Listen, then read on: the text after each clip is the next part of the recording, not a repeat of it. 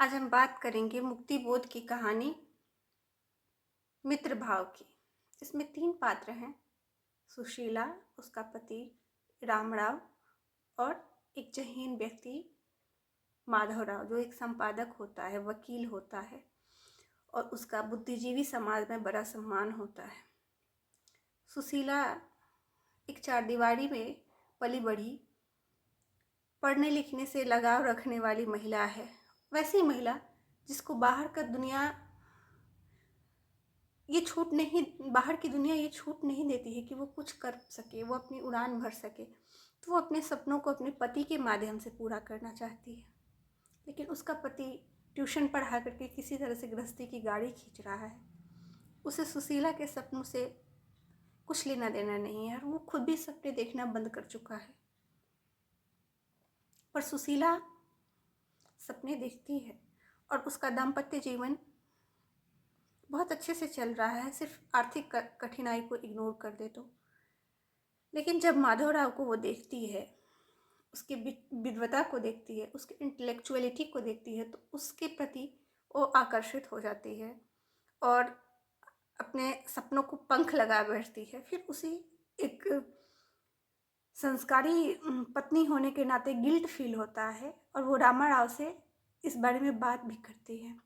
पहले तो रामाराव इग्नोर कर देता है इस बात को, लेकिन जब देखता है कि उसका खिंचाव सुशीला का माधवराव के प्रति दिन प्रतिदिन बढ़ता जा रहा है, तो फिर वही सब मर्यादा की बातें और चरित्र की बातें करता है, जिससे सुशीला अपने आप को कंट्रोल करती है।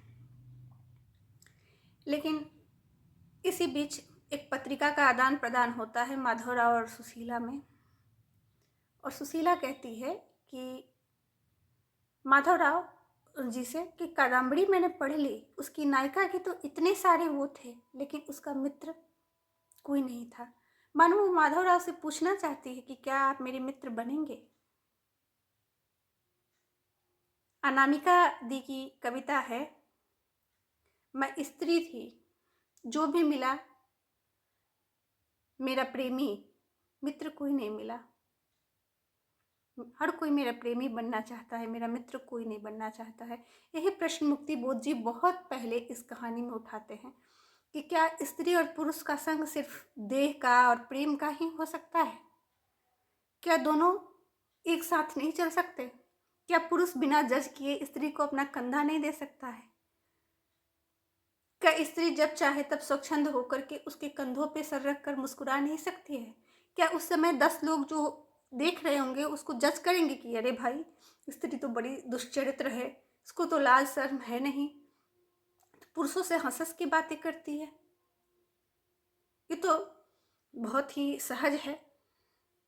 तो ये कहानी इस प्रश्न को उठाती है और मुक्ति बोध जी की मित्र भाव कहानी बहुत बहुत ही अच्छी लगी। आप लोग भी पढ़िएगा इसको। और हाँ, जब हम स्त्रीवाद की बात करते हैं तो इसका ये मतलब नहीं है कि हम पुरुषों से कोई युद्ध छेड़ना चाहते हैं या लड़ाई लड़ रहे हैं।